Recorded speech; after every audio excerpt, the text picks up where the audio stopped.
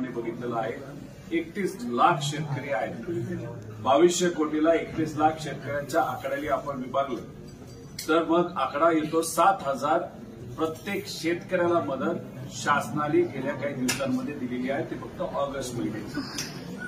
आता प्रश्न आहे सप्टेंबर महिन्याचा. गेल्या 4 महिन्यामध्ये झालेला आहे. त्यामुळे हे जे काही 2200 कोटी दिलेत तिथं मदत कमीच आहे. 8,500 रुपयाने ती मदत दिलेली आहे.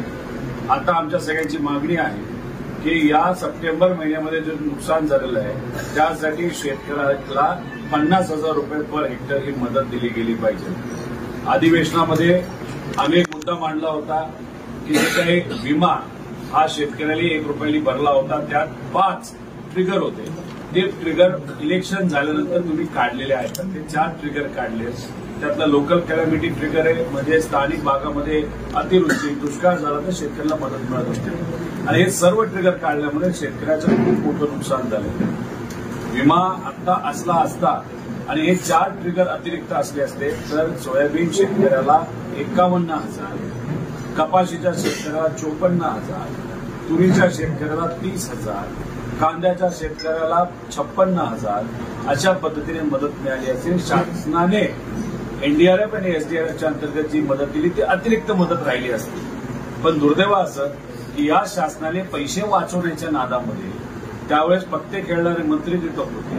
त्यांना मी प्रश्न केला, त्यांना उत्तर देता आलं नाही. त्यांनी फक्त सांगितलं शासनाचा 2200 का 2500 कोटी रुपये आम्ही निधी वाचवण्यासाठी प्रयत्न करत आहोत.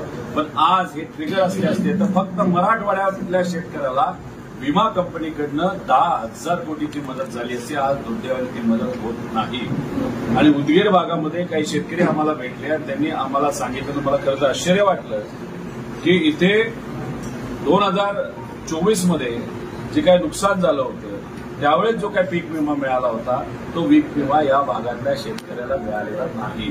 त्यासाठी सुद्धा कलेक्टर महोदयांबरोबर आम्ही उद्या बैठक लावत आहोत. आमचे काही पदाधिकारी तिथे जाणार आहेत.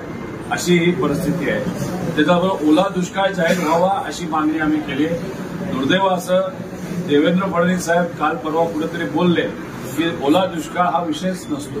मग मला त्यांना प्रश्न करायचा आहे की तुम्ही विरोधी पक्ष नेता असताना त्यावेळेस स्वतः तुम्ही मागणी करत होता, मीडियाच्या समोर मागणी करत होता. तुम्ही पत्र सुद्धा उद्धव ठाकरे साहेबांना लिहिलेलं आहे की ओला दुष्काळ जाहीर करा. मग मी देवेंद्र फडणवीस साहेबांना विनंती करतो की तुम्ही मीडियासमोर या. त्यावेळेस तुम्ही खोटं बोलत होता का आता खोटं बोलताय हे मात्र इथं सामान्य लोकांना तुम्ही सांगावं अशी विनंती त्यांना करतो. त्यामुळे दादा अजितदादा विरोधी पक्ष नेता असताना सुद्धा एकनाथ शिंदे साहेबांचे भेटले होते. ओला दुष्काळ जाहीर करा असं त्यांनी सांगितलं होतं. देवेंद्र फडणवीस साहेबांनी सुद्धा सांगितलं होतं. त्यामुळे आता ओला दुष्काळ जाहीर झाला बरं अशी आमच्या सगळ्यांची मागणी आहे. तो का? कारण मग ज्या फीज असतात शाळेच्या कॉलेजच्या त्या माफ होतात. एसटीचं भाडं माफ होतं. तिथं लाईटचं बिल माफ होतं. अशा पद्धतीने शेतकऱ्याला ती मदत मिळत असते.